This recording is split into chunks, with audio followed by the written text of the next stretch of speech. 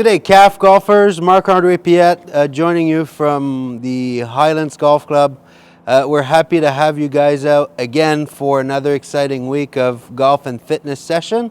Last week we talked about our alignment in terms of the squareness of the box, where we must have target line and body parallel together. This week we're going to now talk about how our spine should set up into that vertical alignment. So what's important to understand this week is we're going to talk about the vertical swing path of the club, which is going to be our green line here. So most clubs will come into a downward ascent into the golf ball, except with the driver where we want to hit it on the upswing a little bit. So always try to picture this here. So what you got to understand is that if my spine is setting up forward this way, all of a sudden now my angle of attack is going to become very steep into the golf ball.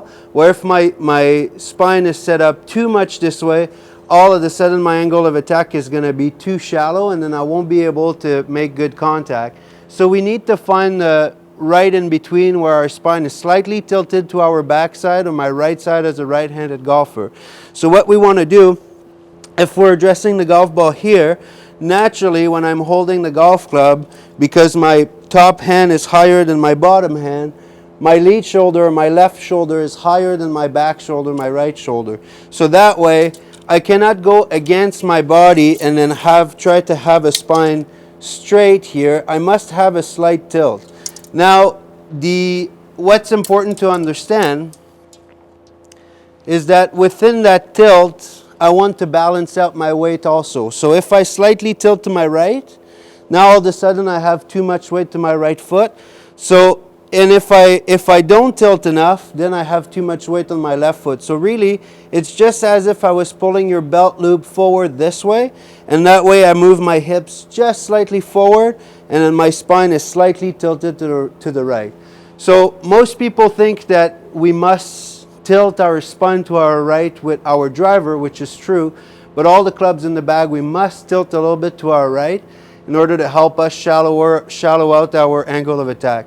With the driver, which we might talk about in weeks to come, there's going to be a lot more tilt here because I want to help myself hit the ball on the upswing. So again, if we summarize it, making sure that my upper body is slightly tilted to my right this way, and then that my hips have moved slightly forward, maybe an inch or so, to balance out my weight between my left and right. And from here, I can take a confident swing. So this will summarize the alignment, guys. So horizontal alignment last week, vertical alignment this week, and then Derek's going to follow up in the gym shortly with a bunch of exercises that's going to help you with those. So we'll see you next week. Welcome back, CAF members. Derek Lacelle here, FSI, TPI certified coach at the Carlin campus. We are back with week 6 of your golf fundamentals and fitness program. This week, we're talking about vertical alignment. So Marc-andré mentioned in the previous section the importance of being able to situate your body in a vertical position, whether it's tilted to one side or the other side, depending on how you want to attack the ball, right? So if you want to attack the ball downwards, you have to be able, if you're a right-handed golfer, you have to be able to tilt your shoulders down a little bit to the left.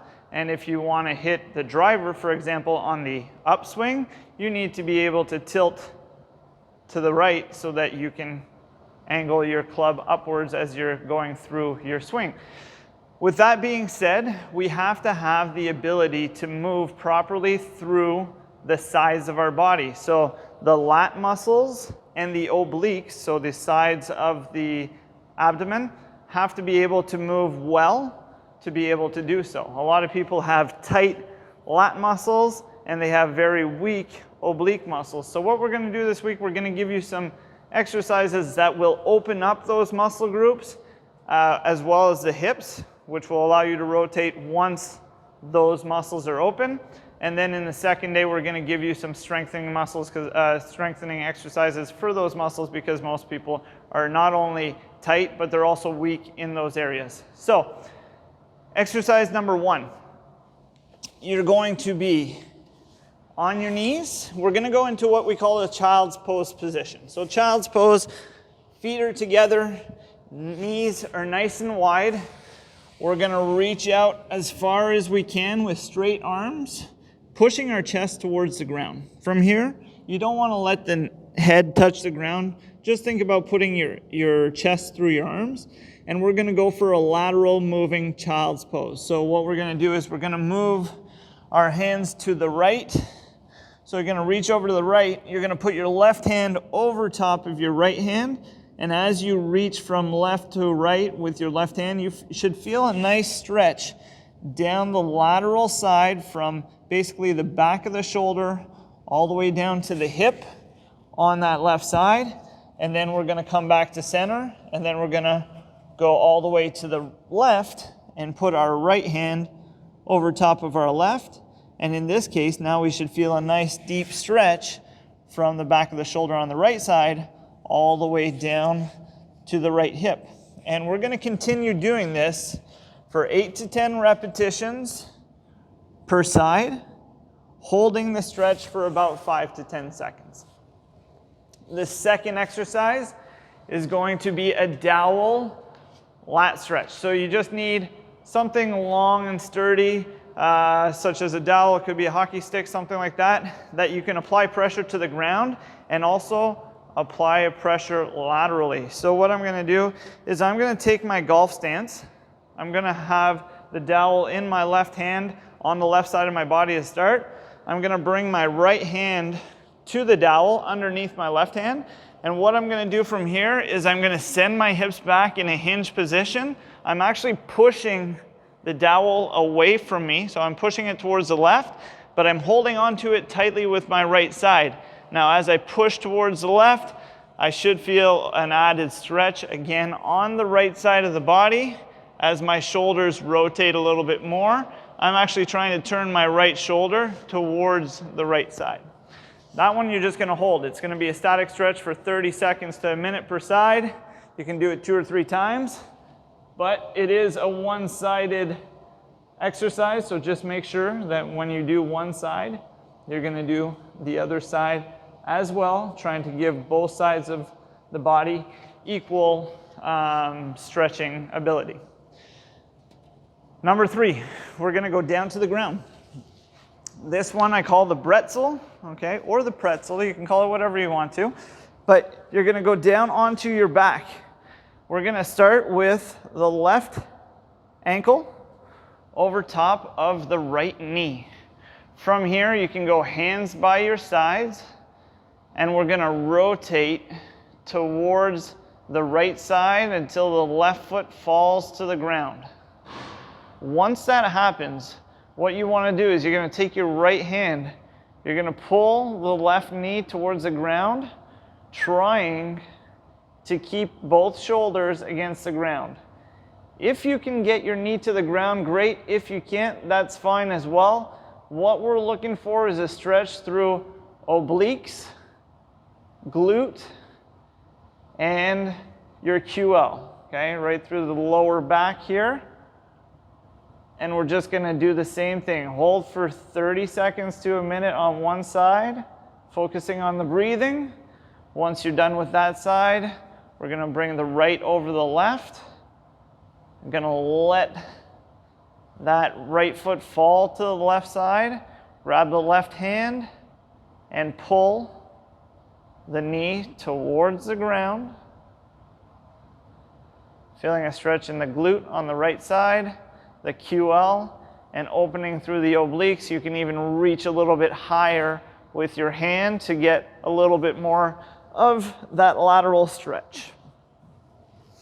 Number 4, we're gonna go into a frog position. So frog stretch is similar to child's pose in that the knees are wide, but this time we're gonna go with toes turned out, okay?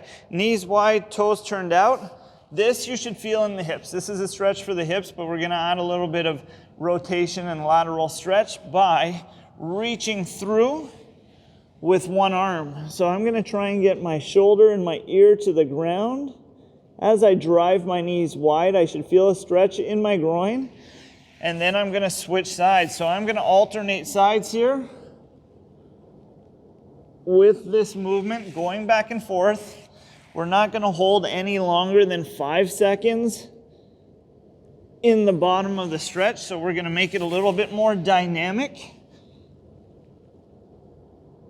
But never holding your breath, always breathing through this exercise.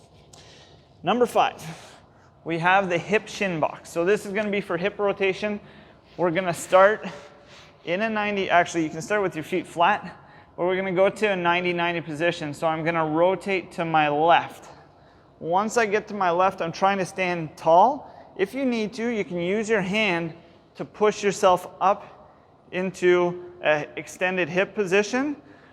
If you can, you're going to rotate from side to side and use no hands to get the hips engaged here. So hip rotation, hip extension, trying to keep the chest tall as we move through this exercise. So it's just going to be side to side. Your last one for this one is going to be sitting up tall. The final one is going to focus on the hips again, a little bit of hip rotation here. One leg stays straight, hands behind me. I'm going to work on one leg at a time. So I'm going to do an internal knee drop to external knee drop. So I'm trying not to move my right leg at all, and I'm trying not to move my upper body. I'm just trying to rotate through that left hip joint. So opening and closing. You can go as far as you can, but I don't want you to push it to a point where there's pain. You should just feel a good stretch in the hip joint. Different areas, obviously, when you go for internal, it might feel a little bit deeper through the back part of the hip. External, you might feel some groin stretch. You might feel the upper part of the back of the glute. Okay, what you do on one side, you are also going to do on the other side. You move nice and slowly through that exercise. So those are 6 movements that are going to help open up the hips. They're going to help open up the lateral part of the body, which will allow you to be able to control a little bit more once we build some strength through those lats and obliques, so that you can get into better positions depending on what clubs you're hitting the ball with. We'll see you next time with the corrective exercises for that vertical alignment.